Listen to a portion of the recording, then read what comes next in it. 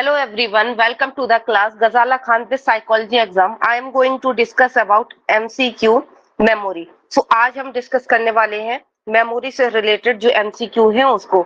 So अभी तक हम लोगों ने मेमोरी से रिलेटेड सारी चीजें कॉन्सेप्ट वगैरह पढ़ लिया है. अब उससे रिलेटेड MCQ भी देखते हैं आज की क्लास में. MCQ है वो कुछ PYQ भी लगाए हुए हैं, so उसको देख लीजिएगा.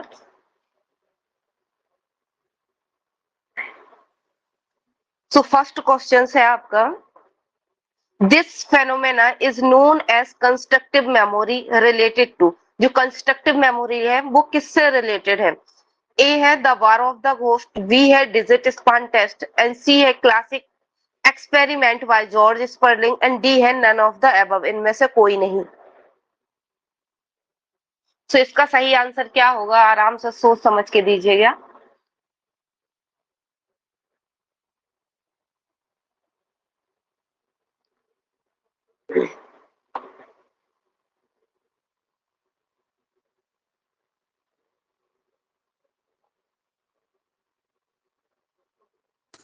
Ma'am B.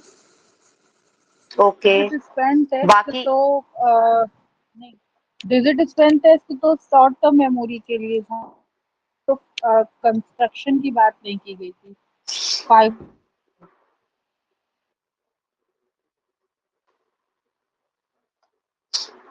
बताइएगा आराम से. सी. ओके, बाकी प्रियंका आपका क्या है?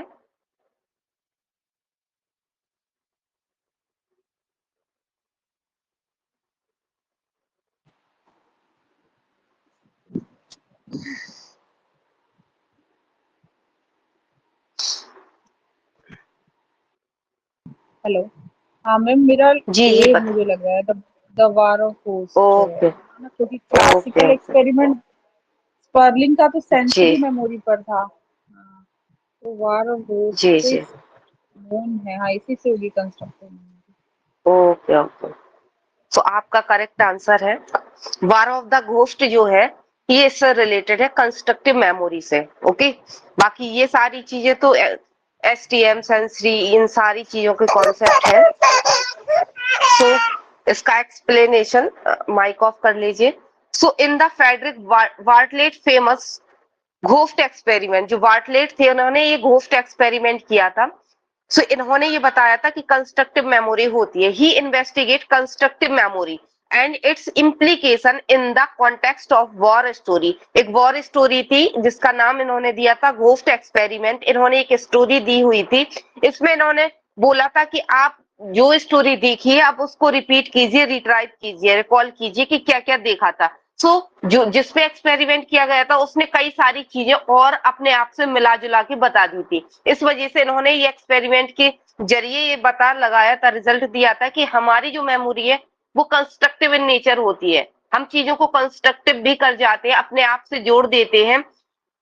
कुछ चीज ऐसी होती भी नहीं तब भी हम बना देते हैं. सो इसका ये था सही answer. So the experiment involve presenting participate बिना नेव अमेरिकन स्टोरी ये थी the war of the ghost, and then asking them the recall the story later. So यही सारी चीजें कि रिकॉल करवाई थी इन्होंने स्टोरी.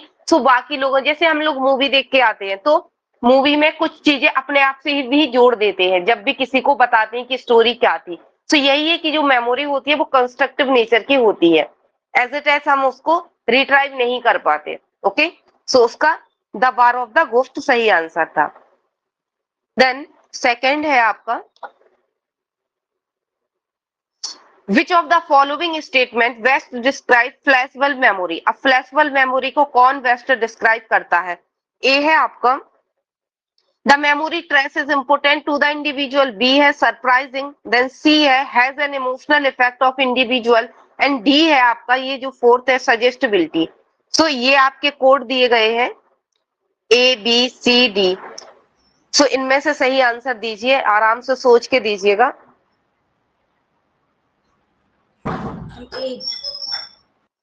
ओके, बाकी अदर्स.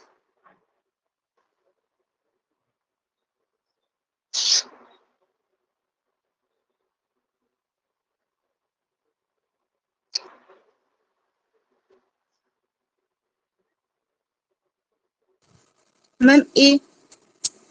ओके, बाकी आपका क्या है प्रियंका? मैम ए होगा, डी नहीं होगा, सजेस्टिबिलिटी ओके नहीं होती है। ओके ओके, सो आप सबका है सही आंसर ए ही है। सो फ्लैशबल्ब मेमोरी में क्या होता है कि मेमोरी ट्रेस इंपॉर्टेंट होता है इंडिविजुअल्स के लिए। सरप्राइजिंग होता है, एकदम से कोई चीज आ जाती है कि टेररिस्ट अटैक हो गया, तो वो क्या है, वो सरप्राइजिंग है। इमोशनल इफेक्ट भी हर एक इंडिविजुअल पे ये छोड़ के जाता है, ये नहीं है। ओके, तो चौथा अगर कट कर दे, सो यहां से ये 4 कट कर दे, तो अपने आप ये फर्स्ट वाला हो जाता है आंसर सही। ओके, सो यहाँ पे देख लेते हैं।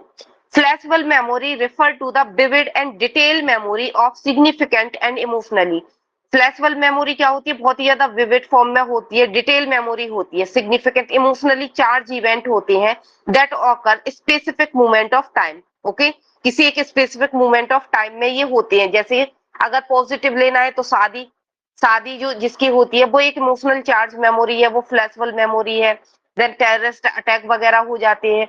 Okay, so these memory are often describe feeling like snapshot. ये बिल्कुल फीलिंग होती है इसमें, एक जैसे कि फीलिंग का एक स्नैपशॉट ले लिया हो फ्लैशबल्ब, बिकॉज देयर क्लियरिटी और इंटेंसिटी इसकी बहुत ही ज्यादा होती है। और ये किसने दिया था ये टर्म्स?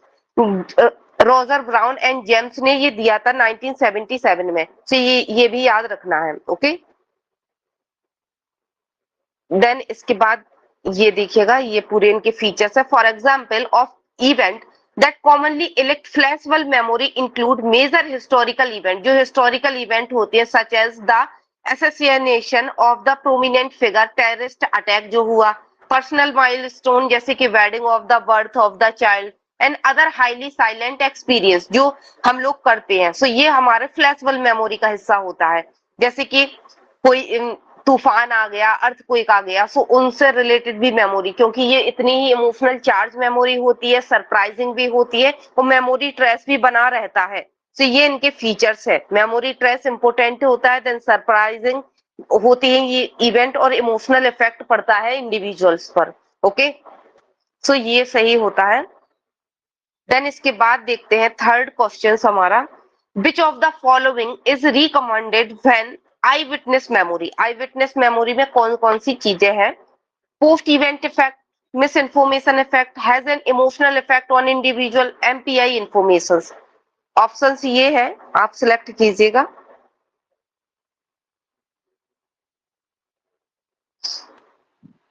दो, सेकंड नंबर वाला। ओके, बाकी अदर्स भी बताइए। Ma'am second. ओके, प्रज्ञा आपका क्या है?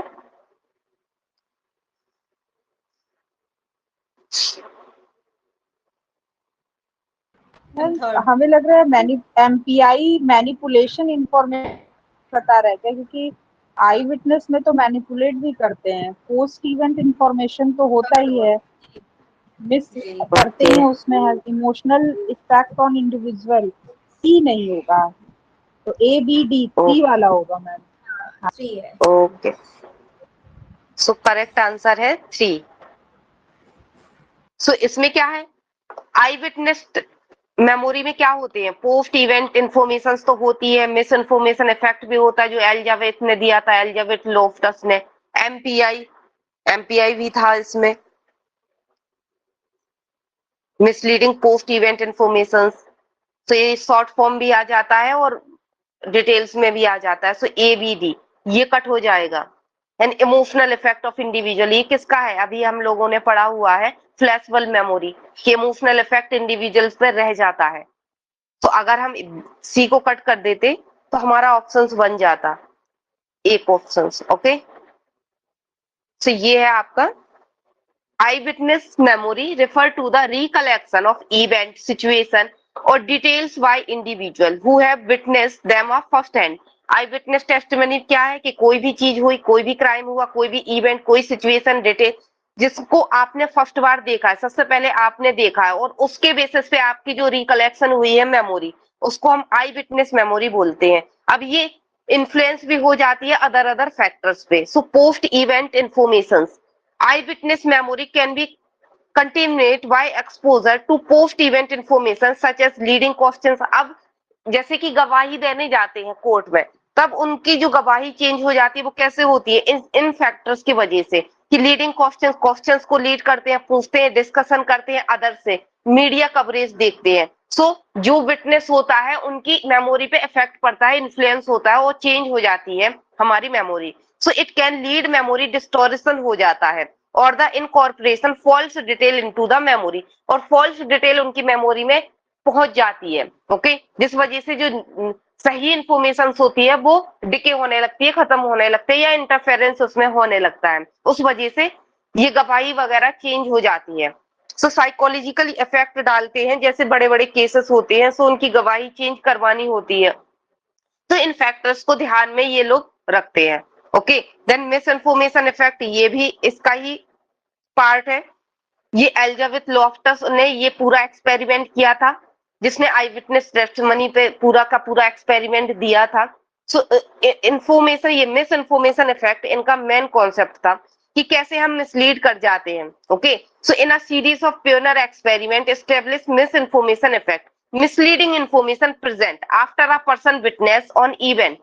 अब एक पर्सन विटनेस है किसी एक इवेंट का, अब उसके बाद अब उसकी चीजों को हमें चेंज करवाना है। So change how the person describe the event letter.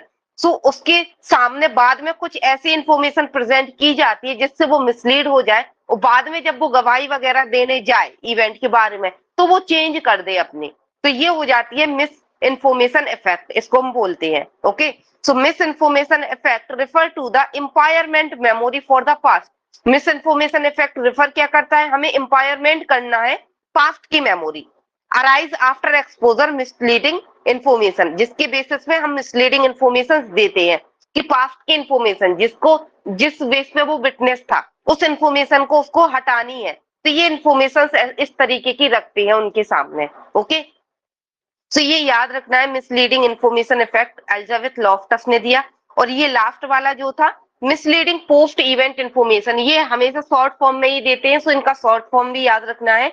Misleading post event information इसको बोलते हैं present to the first present the stimuli to be remember. अब ये कब प्रेजेंट किया जाता है, जैसे ही हम कोई फर्स्ट इवेंट क्या करते हैं, याद करते हैं, कि जैसे कि मीडिया कवरेज वाले पूछते हैं कि उस टाइम पे क्या हुआ था क्या नहीं हुआ था, तब तभी ये लोग ऐसी इंफॉर्मेशन दे देते हैं जिससे कि वो मिसलीड हो जाते हैं। ओके, सो यहाँ पे ये हो जाता है। So how do people make error, I witness testimony में एरर क्यों आते हैं, इन्हीं फैक्टर्स की वजह से।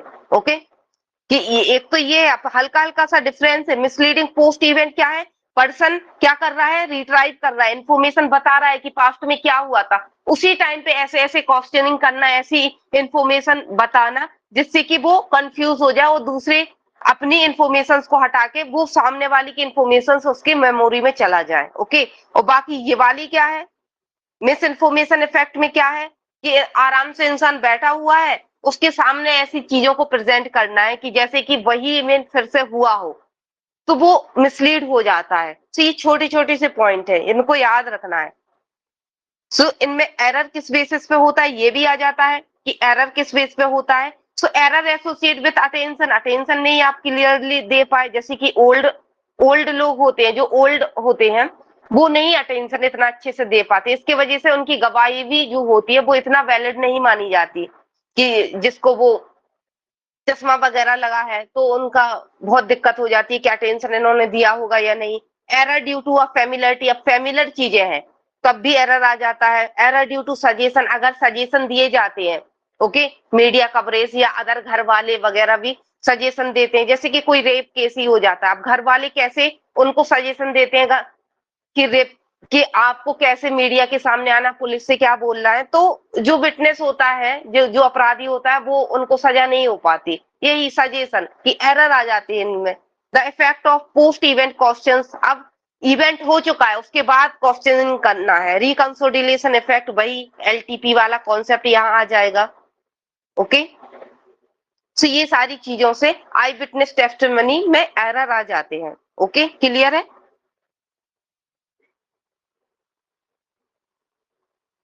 देन यहाँ पे ये है, थोड़ा सा बड़ा हो गया है ये question. So match the column है यहाँ पर।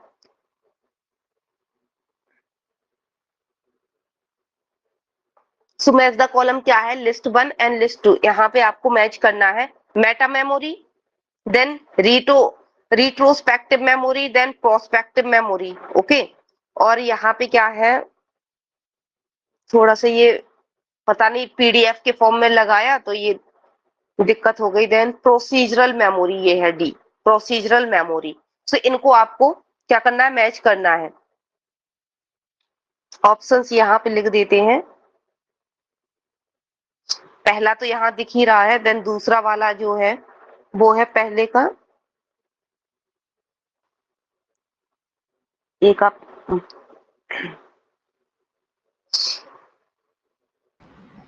थोड़ा सा और जी जूम आउट दे, कर दीजिए तो हो जाएगा। जी जी जी जी, यहाँ से वो नहीं हो रहा ना।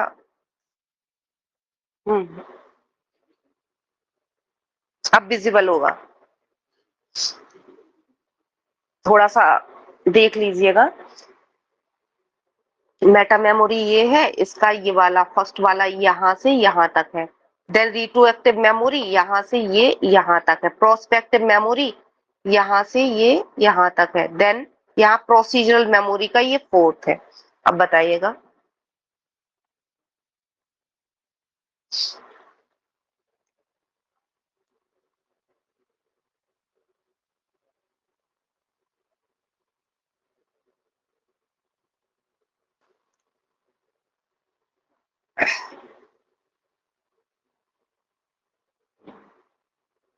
तीन ऑप्शंस में ही बताइएगा, फोर्थ कट कर दो।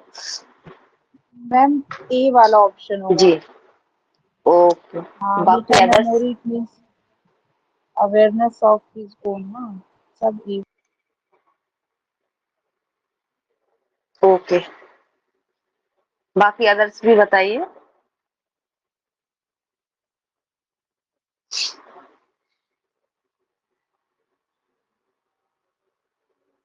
यस मैम, ए होगा। ओके ओके,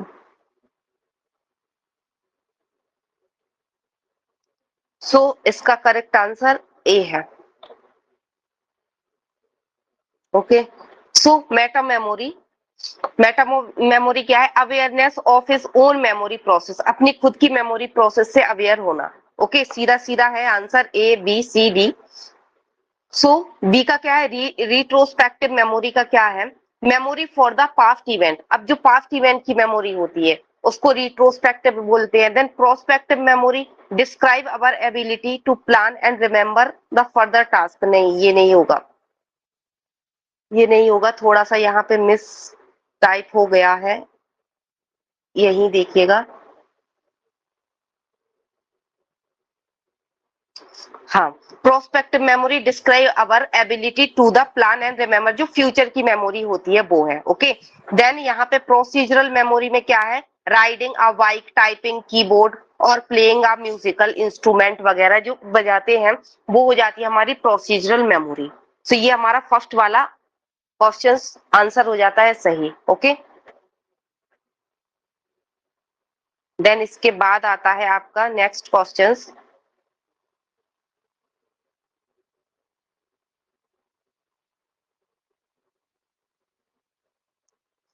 सो इसको भी मैचिंग द कॉलम है, इसको भी ए टेक्सटाइल मेमोरी, अर्बन इविंगहॉर्स primary effect and recency effect. So इसका क्या होना है,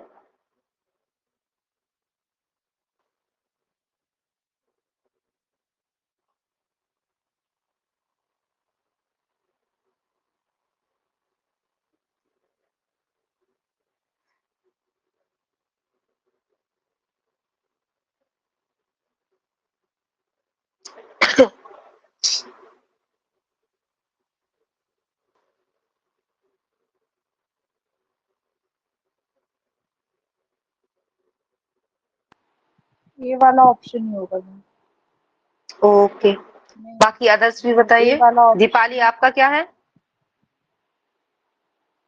ए नहीं मैम, इसमें ऑप्शन बड़ा अजीब सा दिया है, मतलब सबका एकदम पैरेलल पैरेलल ऑप्शन है, तो सब इधर जी ए दिया है, मतलब सेकंड वाला होगा। नहीं, इसको ए ए का बी सी डी कर लीजिए। ऐसा, बी वाला ये। ओके, क्या है आपका बी? नहीं, ओके, दीपाली आपका क्या है? बी में। ओके, ए तो होगा इसका मैम। सही आंसर, ओके, इसका सही आंसर ए है कि टेक्सटाइल मेमोरी जो है वो उसको हम हैप्टिक मेमोरी बोलते हैं। ये क्या है? सेंसरी मेमोरी है हमारी, टच से रिलेटेड। हर्वन इबिंगहोस ने किस पे वर्क किया था? CBC trigram, consonant, vowel, consonant, forgetting, जिनको हमने बताया था, ये इनका एक्सपेरिमेंट था। देन प्राइमेसी इफेक्ट क्या होता है? ये एसटीएम में होता है। ओके, कि हम पहले की चीजों को, रिसेंसी इफेक्ट क्या है? एलटीएम में होगा। Okay, clear? ये रिसेंसी इफेक्ट क्या है? एसटीएम में होगा, सॉरी, और ये एलटीएम में होगा। ओके, सो फर्स्ट ऑप्शन हो जाता है आपका करेक्ट। यहाँ पे देखिएगा, फर्स्ट ऑप्शन है आपका करेक्ट। ये इसकी एक्सप्लेनेशन है कि haptic memory also known textile memory, हम इसको टेक्सटाइल मेमोरी भी बोलते हैं। This type of sensory memory relate the sense of the touch, touch से रिलेटेड है ये। It involve the brief retention textile sensation after stimulus has been removed. थोड़ा सा भी आपको सेंसेशन दिया और रिमूव्ड कर दिया, तब भी आपको ये हैप्टिक मेमोरी, टच से रिलेटेड मेमोरी आ जाएगी। Haptic memory enable us perceive the remember, जैसे कि किसी चीज को हमने टच किया तो उसका टेक्सचर क्या है, उसका टेम्परेचर क्या है, उसका प्रेशर क्या है, associate with object watt meter, जो आपसे टच हो रहा है उसका प्रेशर क्या है। सो ये टच से रिलेटेड मेमोरी है जो कि हैप्टिक मेमोरी कहलाता है, और सेंसरी मेमोरी है। कंट्रोल किससे होता है? पैराइटल लोब से। ओके, और देन दूसरा जो आंसर था अर्वन हिबिंगहोस वाला, first systematic attempt understand nature of forgetting पे इन्होंने वर्क किया था इबिंगहोस ने। ओके, सीबीसी ट्राइग्राम पर। ये है, he create a several list nonsense levels की लिस्ट दी थी, मीनिंगलेस जो थी सीबीसी ट्राइग्राम, जैसे कि vowel and consonant. Okay, consonant, vowel और कॉन्सोनेंट, ये था। ओके, कॉन्सोनेंट, वोवल और कॉन्सोनेंट, इस तरीके से इन्होंने ये वर्ड्स बनाए थे कि जो कि मीनिंगलेस हो, इनका कोई मीनिंग ना निकलता हो, जैसे कि जैब, ये इसका कोई मीनिंग नहीं निकलता। तो इन्होंने देखा था कि आप जो मीनिंगलेस चीजें होती है उनको कितनी जल्दी फॉरगेट कर जाते हैं। ओके, देन इसके बाद क्या था? ये रिसेंसी एंड प्राइमेसी इफेक्ट भी था। सो रिसेंसी एंड प्राइमेसी इफेक्ट किसमें आता है? सबसे पहले तो ये सीरियल पोजीशन इफेक्ट है। ये किसने दिया था? मर्डोक ने दिया था। Okay, so found that probability of recalling any word depend on the position in the list, serial position. Words present either early in the list at the end where often the recall, and one in the middle where one the forget, so known as the serial position effect. मतलब क्या है? हम पहले की चीजों को याद रखते हैं, देन लास्ट वाली चीजों को हम याद रखते हैं, बाकी जो बीच की चीज होते हैं इनको हम फॉरगेट कर जाते हैं, भूल जाते हैं। सो इनको इन्होंने क्या बोला था? Serial position effect. Okay, so this improve recall the word the beginning of the list. अब हम लिस्ट की पहले की चीजों को रिकॉल कर रहे हैं, उसको हम क्या कहते हैं? Primacy effect. ओके, अब ये प्राइमेसी इफेक्ट किसमें होता है? एलटीएम में। और एंड ऑफ द लिस्ट ये होता है रिसेंसी इफेक्ट, कि ये सामने हमारा रिसेंसी इफेक्ट है, मतलब कि अभी के अभी हमने याद किया। एंड ऑफ द लिस्ट, हम लिस्ट के लास्ट में जो चीजें हैं उनको हम याद कर रहे हैं। सो ये एफटीएम में होता है। सो यहाँ देखिएगा, Murdoch suggest that word early early list were put into a LTM. अब एलटीएम में क्या होगा? प्राइमेसी, क्योंकि हम ये पहले याद कर चुके हैं ना, इस वजह से ये प्राइमेसी इफेक्ट है, और ये एलटीएम में ऑलरेडी पहुंच गया होगा हमारे रिहर्सल वगैरह करके। Words from the end of the list, अब जो एंड ऑफ द लिस्ट, जो एंड की लिस्ट को हमने याद किया, ये क्या है? रिसेंसी, अभी के अभी किया। सो ये एसटीएम में होता है। ओके, सो इस तरीके से ये डिवाइडेड है, ये आते हुए भी है ये क्वेश्चंस कि एसटीएम में क्या है, एलटीएम में क्या है। ओके, सो प्राइमेसी इफेक्ट एलटीएम में होगा, और रिसेंसी कहां पे होगा? ये देखिएगा, ये प्राइमेसी कहां पे होगा और रिसेंसी कहां पे होगा? ओके, प्राइमेसी इसमें होगा, रिसेंसी इसमें होगा, बाकी सेम सेम है। क्लियर?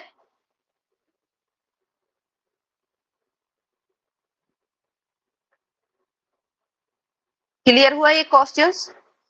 देन इसके बाद देखते हैं ये पीवाईक्यू का क्वेश्चंस है जो हमने उठाया हुआ है। सो ये विच of the following factor reduce the accuracy of I witness testimony. अब जो आई विटनेस टेस्टिमनी है वो उनके फैक्टर, उनकी एक्यूरेसी किस बेसिस पे रिड्यूस हो जाती है? Suggestibility, source monitor error, interference, decay memory and trace और illusion of out group homogeneity.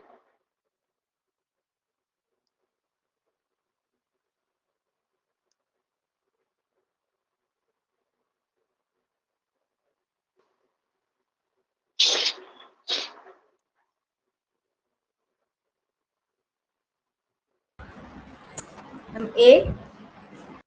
Okay, बाकी अदर्स?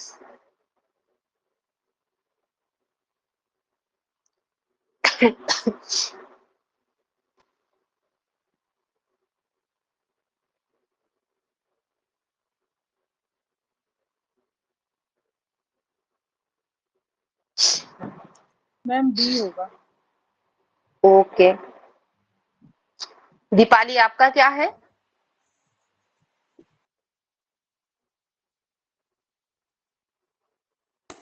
Ma'am B. ओके, सबका होता है यहाँ गलत क्योंकि आंसर है सी। सो देखिए कैसे इसको करना है। सबसे पहले तो सजेस्टिबिलिटी हमने देखा ही है ऑलरेडी, सबने ए वाली चीजों को तो कंसीडर किया, फर्स्ट ऑप्शन को तो सबने कंसीडर किया। देन सोर्स मॉनिटर एरर, ये बताया था ना कि सोर्स कहाँ से मिल रहा है आपको, उसमें एरर हो जाता है। आपको पता ही नहीं कि सोर्स कहाँ से मिला, जो इन्फॉर्मेशन आपको मिली वो आपको पता नहीं कहाँ से आई, तो इसमें एरर हो जाता है जिसकी वजह से आई विटनेस में रिड्यूस हो जाती है एक्यूरेसी। अब जो गवाही देने जा रहा है उससे अगर पूछा जाए कि आपने ये कहाँ देखा या कैसे कहा, क्या सोर्स है इसका, और अगर वो उसी को नहीं बता पाए तो ये हो जाता है source monitor error.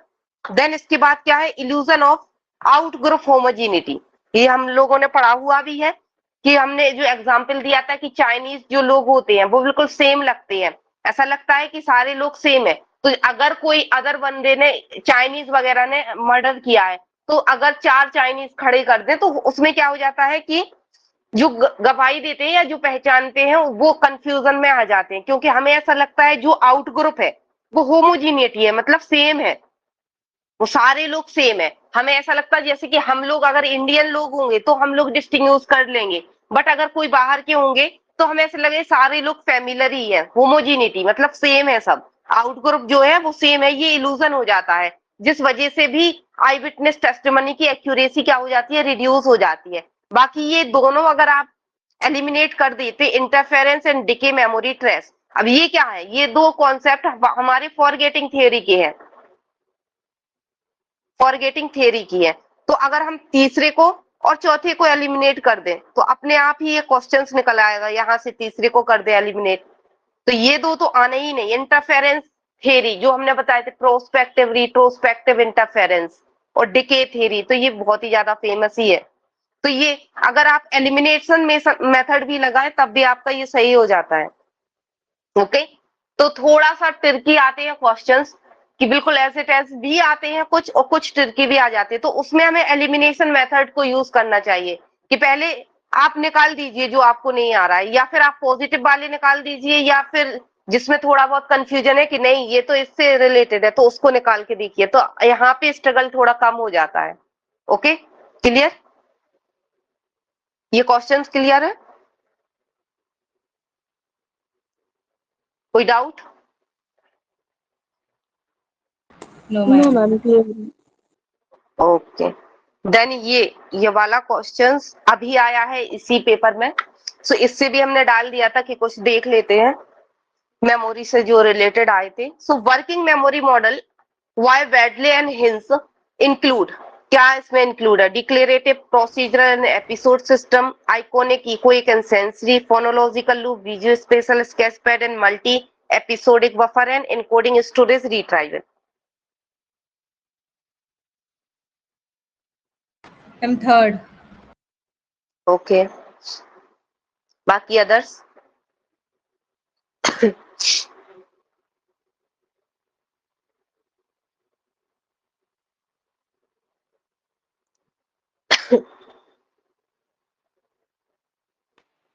Yes ma'am, तीसरा वाला ओके तीसरा वाला फंक्शन को बताया।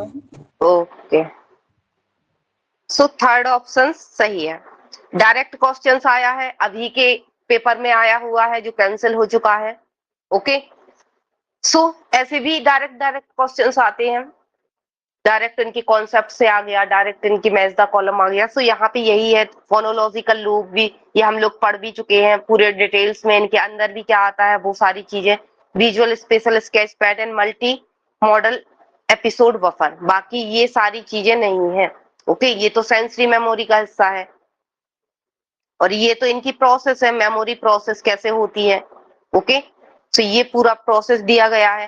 Then declarative procedural episode memory, ये एलटीएम का पार्ट है, एलटीएम मेमोरी का। ओके सो थर्ड होता है हमारा सही।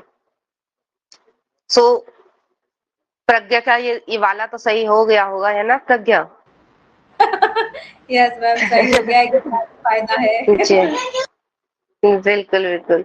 देन ये भी आपका इसी बार की पीवाईक्यू से आया है कि the sensory buffer is, sensory buffer क्या है? Where our sensation are filter, where visual illusion occur, the name of bottom up processing, the basis of understanding constituency.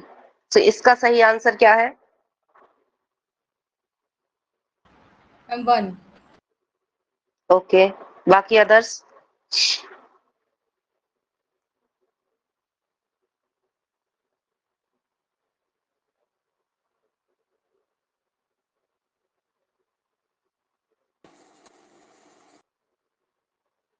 पहला वाला ही होगा। ओके सो यहाँ पे पहला है आपका करेक्ट आंसर। सो ये भी अभी का है, अभी वाली इसका क्वेश्चंस का पीवाईक्यू का आया हुआ है कि सेंसरी बफर हम लोग पढ़ ही चुके हैं। सेंसरी बफर क्या है? वेयर जहाँ पे सेंसेशन फिल्टर होता है। अब देखिए थोड़ा सा टर्मिनोलॉजी यहाँ पे क्या है, हल्की सी इन्होंने चेंज की, ये इंफॉर्मेशन फिल्टर होती है, इन्होंने कहा सेंसेशन आर फिल्टर। अब सेंसेशन क्या, सेंस से ही तो हम इंफॉर्मेशन ले रहे हैं। ओके सो वो फिल्टर आउट होगी और देन आगे की प्रोसेस बढ़ेगी।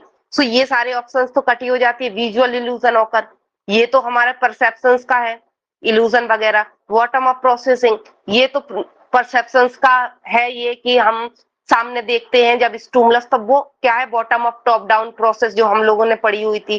देन ये भी आपका परसेप्शन से रिलेटेड है। अंडरस्टैंडिंग कॉन्स्टेंसी, के आप चीजों को देखते हैं, परसीव करते हैं तो उसको कॉन्स्टेंस फॉर्म में ही करते हैं। जैसे कि डोर का एंगल कहीं पे भी चेंज कर दीजिए या ब्राइटनेस चेंज कर दीजिए, बट आप वैसे ही परसीव करेंगे जो उसका एक्चुअल में जो है। तो ये है कॉन्स्टेंसी वाला कॉन्सेप्ट जो पढ़ाया था। 3 तरीके की कॉन्सेप्ट कॉन्स्टेंसी बताई थी, शेप, साइज और ब्राइटनेस। तो ये वो है। सो ये सारे तो कट ही हो जाते हैं, बचता है ये। सो ये है सही answer. Okay so the purpose of the sensory buffer is to filter and briefly retain a raw sensory input। Purpose क्या है सेंसरी बफर का? कि हम फिल्टर आउट करते हैं, briefly return raw sensory input जो आ रहे हैं, before it either decay in the transfer to the short term memory further processing. फिर ये कुछ डिके हो जाती है, कुछ ट्रांसफर हो जाती है शॉर्ट टर्म मेमोरी के लिए, फर्दर प्रोसेसिंग के लिए। सो ये मॉडल से ही आया हुआ है क्वेश्चंस। ओके देन इसके बाद आता है नेक्स्ट क्वेश्चंस। सो ये भी पी बाई क्यू इसी बार का है ये questions. So according to model of a memory proposed by Atkinson Shiffrin, what is the correct sequence? So इनका सीक्वेंस अरेंज करना है आपके लिए कि क्या होगा, पहले क्या आएगा और बाद में क्या आएगा। ओके सो देखिएगा ये है ये ऑप्शन है अटेंशन, एलोबरेशन, रिहर्सल, यहाँ पे आ जाएगा रिहर्सल। सी क्या है, sensory memory. Then D short term memory and E long term memory. अब इसको अरेंज कीजिए क्या सही होगा।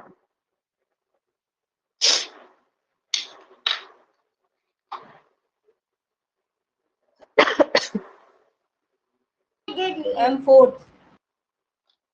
ओके बाकी अदर्स?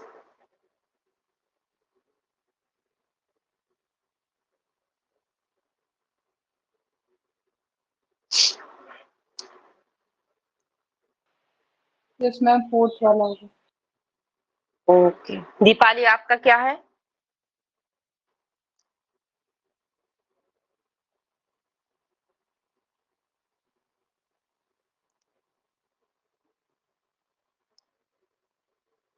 क्या है दीपाली, बताइए।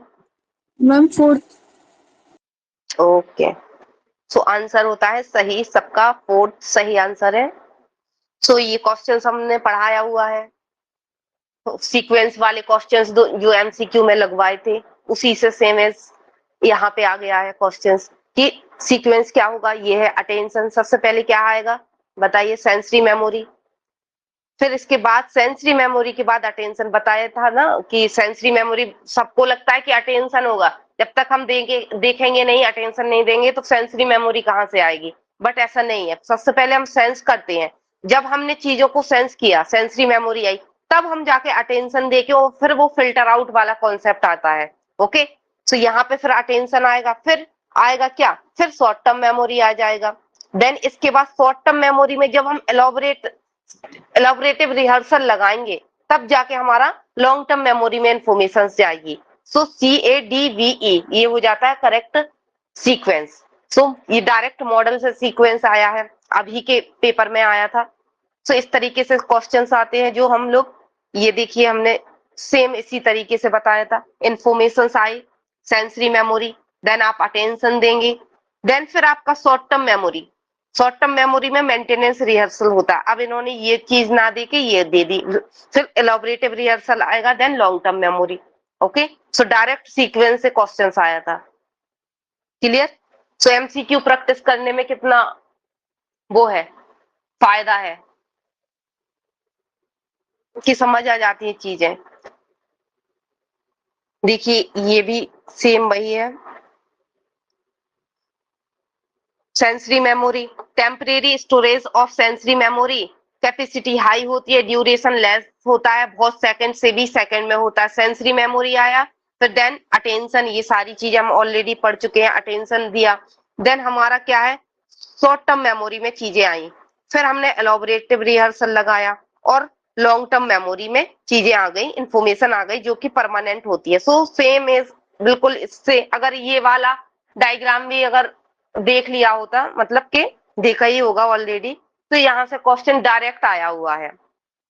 ओके, सो बेसिक क्वेश्चंस यही है कि जो बेसिक लेवल की हमने स्टार्ट किया है कि बेसिक कॉन्सेप्ट से पहले स्टार्ट करें, क्योंकि इनसे क्वेश्चंस आते हैं और थोड़ा सा भी हम लोग अगर बेसिक को पक्का कर लेते हैं तो ये क्वेश्चंस 100% सही होते हैं, कहीं नहीं जाते। अब लोग बाग इंडियन साइकोलॉजी इसमें उसमें उसको भी करना है, बट उसको भी करेंगे, बट लोग क्या करते हैं कि टफ वाली चीजों पे ज्यादा ध्यान देते हैं, जिससे सिंपल वाले भी गोल हो जाते हैं। तो सारी चीजों को एक स्टेप बाय स्टेप इसी वजह से लेके चलना है कि हमारे जो जो लोग पैटर्न फॉलो करते हैं, इजी टू मॉडरेट, कुछ चीजें इजी भी रखेंगे, कुछ मॉडरेट, कुछ हाई। तो हाई वाले तो कोई भी नहीं कर पाता, बट इजी टू मॉडरेट तो हमें पूरा का पूरा अटेम्प्ट करके आना ही है। ओके, नेक्स्ट वाला दिसंबर वाला देंगे तो ये सारी चीजें पे ध्यान रखेंगे कि इजी टू मॉडरेट तो हमारे क्वेश्चंस गलत होना ही नहीं चाहिए। ओके, सो ये आपका सही हो जाता है। देन यहाँ पे क्या है, नेक्स्ट क्वेश्चन आ जाता है, so which step is not involve in memory process describe here. So किसमें मेमोरी प्रोसेस में कौन सा स्टेप नहीं है, receiving information from the sense, pushing information into unusual form, organize information as it store it away, and D है retrieve information from storage. So इसका सही answer क्या होगा?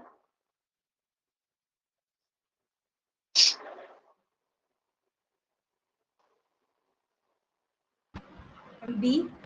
Ma'am B. Okay okay, Deepali आपका क्या है?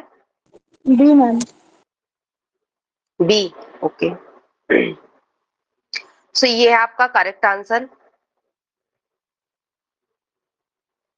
बाकी अदर चीजें इन्वॉल्व है, pushing information into unusual form, ये नहीं है। ओके, सो नॉट यहाँ पे था। रिसीव इंफॉर्मेशन, रिसीव करते हैं ऑलरेडी सेंस से, अपने 5 सेंस ऑर्गन से इंफॉर्मेशन रिसीव करते हैं, ऑर्गेनाइज करके भी इंफॉर्मेशन रखते हैं, स्टोर करते हैं, रिट्राइव भी इंफॉर्मेशन को करते हैं जो स्टोरेज फॉर्म में है। सो ये हो जाएगा बी वाला सही आंसर कि the memory process involve receiving information from the sense, organize into a usual form, store it and retrieve it when needed, pushing information into unusual form is contrary to the process of memory, ये बिल्कुल contrary है, just opposite है, unusual form में नहीं रखेंगे, pushing नहीं करेंगे, which aim to make information accessible and functional. Okay, so ये हो जाता है हमारा सही आंसर। सो इसमें रखते हैं हम यहीं तक। ओके, बाकी नेक्स्ट वाली क्लास को लॉन्च करते हैं, सो उसमें हम देखते हैं अदर। सो आज के लेक्चर में इतना ही। आई होप सारी चीजें क्लियर हुई होंगी। If you have any doubt you can ask me. Thank you so much, thanks for watching.